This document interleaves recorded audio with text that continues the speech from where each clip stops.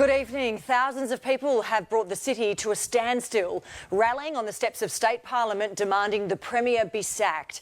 The protesters again fighting proposed laws that would give Daniel Andrews the power to declare a pandemic. Here's our state political reporter, Mark Santomartino.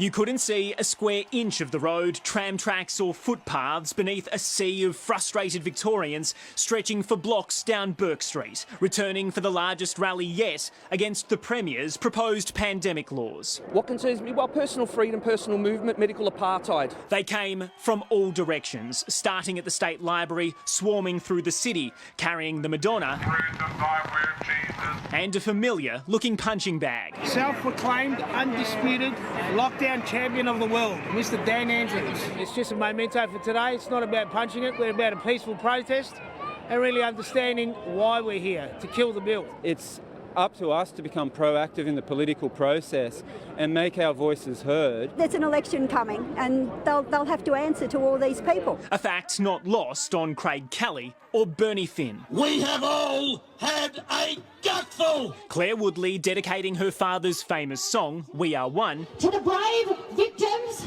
and survivors of satanic ritual abuse. a conspiracy theory less prevalent in a larger, more diverse and mostly peaceful crowd. Many of the people that you see here are just normal everyday people worried about their jobs, they're worried about their kids, they're worried about their rights being infringed, and they want to take a stand for it, and good on them. Enough is enough.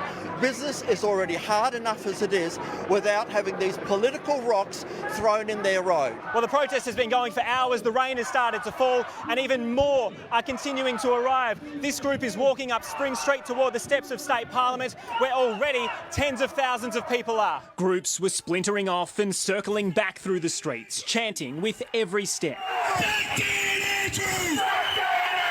I'm not an anti-vaxxer, I'm not a pro-vaxxer, I'm a pro-choicer.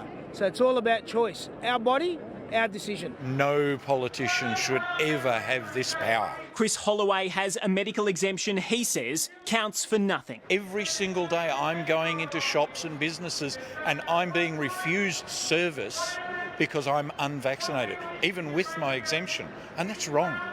I don't have the virus. The Premier has refused to put an end date on locking out Victoria's unvaccinated, rules that will be enforced under new pandemic laws if and when they pass the upper house. This is really important legislation. It's gone through extensive consultation with the health experts, with human rights experts. We oppose this bill in its entirety. And Mark, it will be debated in Parliament this coming week.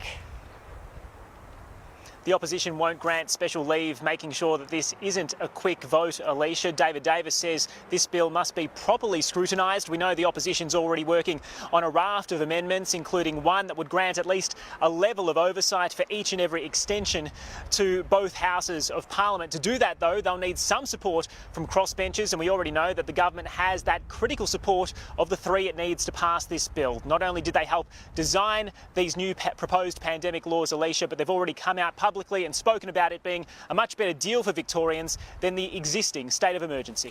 All right, Mark, thank you.